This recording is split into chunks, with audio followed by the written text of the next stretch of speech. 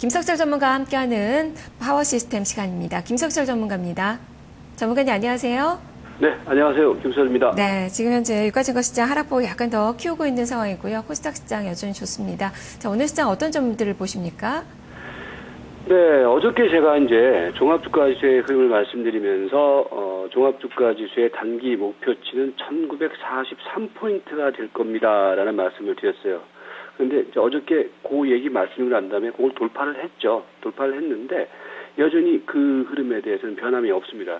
그 무슨 얘기냐면은, 그러니까 지금 제가 어저께 여러분들에게 그 1943을 말씀드린 이유는 뭐냐면은 이게 지금 300일선짜리거든요. 300일 이동평균선이 그동안의 그 지수의 변동성 흐름 속에서 상당히 중요한 중심선 역할을 했습니다. 그러니까 항상 보면은 300일선짜리에서 주가가 안 밀리고 계속해서 지지를 해줬었는데 이번 마디는 좀 달랐죠. 이번 마디에서는 주가가 오히려 300일 이동평균선상에서 저항을 보였다라는 얘기거든요. 그래서 저항을 보인 이후에 다시 이제 지수가 이 300일선까지 올라왔기 때문에 이 자리에서 일정 정도는 단기적인 저항이 될 것이다. 이런 말씀을 드린 겁니다. 그래서 오늘 지금 보면은 이제 1945에서 왔다 갔다 하고 있는데, 그러니까 위로 올라가면은 33일선까지예요. 그러니까 이게 상승 파동이 33일선이 지금 1954인데, 고까지고 그리고 궁극적으로는 1943포인트대가 일단 저항선이다. 그러면 43포인트 이상 가격권대에서는 우리가 매수 플레이보다는 매도 플레이 내지는 조금 시장을 한 발 뒤로 물러서는 감각이 필요하다는 거거든요. 그 이유 중에 하나는 또 뭐냐면은 최근에 종합주가지수가 올라가는 가운데에서 종목들의 흐름이 어떤 주도주 섹터에 의한 종목 흐름이 아닙니다. 순환매 흐름이거든요. 그러니까 자동차 같은 경우에도 낙폭 과대에 따른 순환매, 그저께는 조선주 순환매 이런 양상이기 때문에 지수의 흐름은 일정 정도 지금은 약간 걸리는 자리다. 이런 감각이 필요해 보이고요. 코스닥의 경우에는 이제 상대적으로 여전히 괜찮다라는 말씀을 드리면서 어저께 코스닥은 무슨 말씀을 드렸냐면은 너무 이격이 과도하게 벌어졌기 때문에 약간 과열권입니다. 숨고르기를 할 가능성이 있습니다라는 말씀을 드렸고 어저께 그래서 한번 매도를 주고 다시 받아도 됩니다라는 말씀을 드렸을 거예요. 이제 그 흐름인데 아무튼 코스닥 중심의 흐름은 이어져 나가고 있는 모습이고요. 오늘 종목의 특징적인 모습 중에 하나는 이 종목을 먼저 한번 말씀을 드리고 넘어갈게요. 삼성전자인데요. 삼성전자는 제가 이제 아침에 우리 파워시스템 방송에서 계속 무슨 말씀을 드렸냐면은 이 종목은 박스권의 흐름을 보일 것이다. 그러니까 어떻게 박스권의 흐름을 보이냐면은 위로는 33일 이동평균선, 이 빨간 선이거든요. 이 빨간 선 33일선이 그 150만 원대입니다. 150만 원대에서 일단은 고점. 그 다음에 밑으로는 요 120일 이동평균선, 요 120일 이동평균선이 146만 원대거든요. 요 안에서 이제 박스권의 흐름. 근데 이번 주에 보면은 요 안에서 박스권의 흐름이 연출되고 있단 말이에요. 그러니까 삼성전자는 오늘 실적 발표가 나왔음에도 불구하고 좋게 나왔음에도 불구하고 약세권의 흐름을 보이고 있다는 얘기는 이제는 실적 모멘텀은 소진되는 국면이 아니냐 이렇게 보여집니다. 그래서 아무튼 삼성전자는 계속해서 150만 원대에서는 저항, 그 다음에 146만 원대에서 일단 지지가 되고 있지만은 146만 원이 만약에 깨진다라고 했을 때는 종합주가에서도 같이 밀릴 수 있다는 점을 염두에 두시고요. 그래서 전체적으로는 여전히 중소형주 중심의 대응을 하고 중소형주 경우에도 너무 많이 올라온 종목들 하지 마시고요. 자꾸 새로운 종목을 발굴하는 감각이 필요하다. 이렇게 말씀을 드리도록 하겠습니다. 네, 자 그럼 중소형주들 봐야 될 텐데요. 새로운 종목이 있습니까? 네, 오늘 이제 금요일이기 때문에 이번 주 말씀드렸던 종목들 전체적으로 다시 한번 AS를 하고 또 신규 종목들을 한번 말씀을 드려볼게요. 먼저 아프리카 TV, 그 다음에 오텍, 태웅, 원익 IPS, 나이스 DMB, ICD, 사람인 HR 등이 이제 이번 주 계속 지난주부터 말씀을 드렸던 종목들이었고요. 사조 시푸드, 그 다음에 코디에스 같은 경우가 어저께 아주 상한가세가 터졌었죠. 이제 오늘 약간 눌림목을 보이는데 코디에스, 그 다음에 오늘 새롭게 또 유진기업 정도가 이제 포함이 되는데요. 간단하게 말씀을 드릴게요. 그러니까 지금 이들 종목들의 경우는 여전히 추세 선순환 과정의 종목들입니다. 지금 보시면은요, 아프리카 TV 같은 경우에는 그야말로 대박 시세가 나고 있어요. 아프리카 TV 같은 경우가 최근에 제가 이제 4월달 초순부터 이 종목을 계속 말씀을 드렸을 텐데 그 이후에 그러니까 지금 8,000원대 시세에서 지금 현재 11,000원대까지 시세가 나오고 있고요. 지금 시세가 분출 과정으로 지금 연출되고 있죠. 그러니까 분출 과정인데요. 어제 그제는 뭐였냐면은 5일 이동평균선상에서 시세가 형성됐다가 올라갔단 말이에요. 근데 오늘은 뭐냐면은 분출 과정이기 때문에 만약에 이 종목을 매수했거나 보유하고 계신 분들은 오늘은 한번 주세요. 매도를 한번 주시고 다시 눌림목 자리에서 살 자리가 있을 것으로 보여주거든요. 그러니까 아프리카 TV는 그렇게 대응을 해주시기 바라겠고요. 그 다음에 오텍 같은 경우 경우에도 뭐 흐름은 여전히 괜찮습니다. 오늘 오태기의 경우는 약간 눌림목이죠. 그러니까 5일선 매매입니다. 이런 것들은 5일선에서는 매매를 해도 크게 무리가 없다 보시면 되겠고요. 이번 주에 상당히 좀 선순환 과정을 보였던 종목이 태웅이었었는데 태웅의 경우가 이제 오태기의 흐름하고 똑같은 거예요. 뭐냐면은 오태기의 경우가 5일선에서 약간 이격이 벌어지면서 오늘 5일선 조정이 들어오잖아요. 태웅의 경우가 오늘 5일선 딱 뒷구서 시대가 올라가는 거란 말이죠. 그래서 이런 5일선 매매 좀 주목을 해보시기 바라겠고요.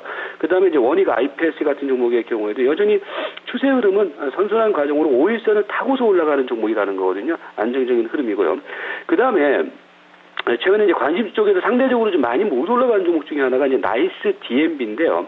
나이스 DMB가 어저께 사실은 장중에 한번 시세가 형성됐다가 이전 고점대에서 약간 걸렸어요. 그리고 난 다음에 오늘 다시 또 눌림목 자리인데 아직까지 5일선, 11선 추세가 살아있는 자리이기 때문에 나이스 DMB는 계속 지난번에 3,200원대, 100원대 말씀드렸고요. 지금 3,300원대 전후 가격대에서는 계속해서 적극적인 매수를 해도 된다라는 말씀을 드리도록 하겠습니다. 그리고 그 다음에 이제 ICD는요. 어저께 ICD를 제가 이런 말씀드렸죠. 20일 이동평균선짜리가 14,300원이니까 그게 이탈되기 전까지는 14,300원 금방 들어오면 사라라는 말씀을 어제 방송에서 드렸을 거예요. 그 흐름입니다. 그러니까 20일 이동평균선짜리가 지금 14,300원대거든요. 그걸 손절매선으로 정해놓고 이런 것들은 매수가 들어가면 된단 말이죠. 그렇게 하시기 바라겠고요. 그 다음에 사람인 HR의 경우에도 흐름은 뭐 계속 선순환 과정을 보이고 있습니다. 그러니까 5일선이 깨지지 않는 흐름이기 때문에 괜찮은 모습이 이어지고 있고요. 그 다음에 이제 나이스 DMB와 더불어 이제 사조 시푸드가 상대적으로 시대가 뭐 이렇게 탄력적으로 못 가고 있는 상황인데 추세는 살아있단 말이에요. 그래서 사조 시푸드 같은 경우에도 5일 이동 평균선짜리에서는 계속해서 저점 매수입니다. 6,500원대가 되겠죠. 그런 가격에서 매수를 하시기 바라고요. 그 다음에 이제 그동안에 말씀드렸던 가운데서 이제 그 어저께 급등이 나왔던 종목이 그 코디에스가 이렇게 상한가세가 들어왔는데 이거 결국은 이제 예고드렸던 대로 300일선까지 이제 온 거예요. 300일선 오니까 어떻게 돼요? 한번 이제 쉬는 거거든요. 그런데 아직 끝나지는 않았습니다. 그러니까 지금부터는요 300일 이동평균선하고 5일선이 맞닿는 자리까지 조금 기다려 보세요. 그러니까 5일선이 너무 이격이 벌어져 있기 때문에 약간 눌림목이 예상이 되거든요. 그러니까 대체적으로 한 4,000원 정도까지 또 들어오면은 거기서는 다시 저점 매수 관점은 유효하다 이렇게 보시면 될 거예요. 오늘 뭐 새롭게 또 이제 관심주로 편입되고 있는 종목이 유진기업입니다. 유진기업의 경우에도 오늘까지 눌림목이 들어오고 있는 상황인데 이게 N자인 패턴이 완성되는 가운데 눌림목이 들어오는 자리이기 때문에 유진기업의 경우도 관심주로 보시면서 대응을 하자 이렇게 말씀드리겠습니다. 네, 그러면 대형주들은 어떤 종목을 봐야 될지 간략하게 설명해 주시죠. 뭐 똑같습니다. 뭐 제일모직, 휠라코리아, LG화학, NC소프트, 삼성, 테크인 등이 되는데 뭐 제일모직의 경우 여전히 추세는 이어져 그러니까 시대 탄력은 뭐 이렇게 강하게 형성되는 모습은 아닌데 이 300일 이동평균선상에서 몸에 공방전이 이런 가운데 안 빠지고 있어요. 안 빠지면 이건 또 갈 가능성이 있어요. 그러니까 제일모직은 여전히 관심주로 보시고요. 휠라코리아의 경우도 5일선, 11선의 그 저점 매수 관점은 유지를 하셔도 될 것으로 보이고요. 그다음에 뭐 최근에 화학주 얘기가 많은데 화학주는 제가 이제 가장 먼저 LG화학을 선호주라고 말씀드렸고 화학주 같은 경우 이제 LG화학 같은 경우 제가 이제 지난주부터 말씀드리면서 23원대 말씀드리면서 이거는 38일선까지 무조건 갑니다. 그 자리가 26만 원대인데 한 번 지금 이제 시대가 왔어요. 그죠? 그러니까 거기서 약간 눌림목이 들어오는데 아직까지 밑에서의 추세는 깨지지 않은 상황이기 때문에 일단 LG화학도 여전히 관심주로 보시면서 대응을 하시기 바라겠고요. 그 다음에 NC소프트 같은 경우에도 흐름은 5일선에서 계속해서 살아있는 모습이기 때문에 괜찮은 모습이고요. 그 다음에 이제 IT 섹터 내에서는 계속 최선호주로 이제 삼성 테크인을 말씀을 드리고 있는데 삼성 테크인 같은 경우도 여전히 주목을 하시기 바라겠고요. 그리고요, 제가 이제 최근에 이제 단기 관심주, 중기 단기 관심주가 말씀드리고 이전에 이제 추천드렸던 개장 추천주는 따로 말씀을 안 드렸었는데 다음 주부터는요 이제 따로 한 종목을 딱 뽑아서 개장 추천주라고 또 말씀을 한번 다음 주부터는 좀 드려보도록 하겠습니다. 네, 알겠습니다. 말씀 잘 들었습니다. 네, 고맙습니다. 네, 이렇게 김석철 전문가의 관심주까지 살펴봤습니다. 자, 지금 SK이노베이션의 실적이 발표가 됐는데요.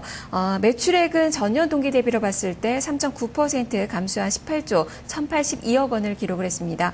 영업이익은 5.5% 감소 6,975억 원이고요. 순이익은 54%가 줄어든 2,930억 원으로 부진한 실적이 나왔습니다. 다만 예상치는 그래도 이 정도면 컨센서스 부근이라고 할 수 있을 것 같은데요. 2분기 실적에 대한 기대감은 좀 볼 수 있는 그런 종목이라는 평가들이 나오고 있습니다. 다만 주가는 이틀간 오르고 오늘은 조정권의 움직임으로 실적 발표 이후에 하락폭을 약간 더 키우면서 장중 저가를 만들어내고 되고 있네요. 15만 1,000원권에서 등락을 보여주고 있는 상황입니다. 오늘 실적 발표가 되는 그 기업들이 상당히 많은데요. 체크해 보시면서 전략 세워보시길 바랍니다. 전 여기서 물러가겠습니다. 시청해주신 여러분 고맙습니다.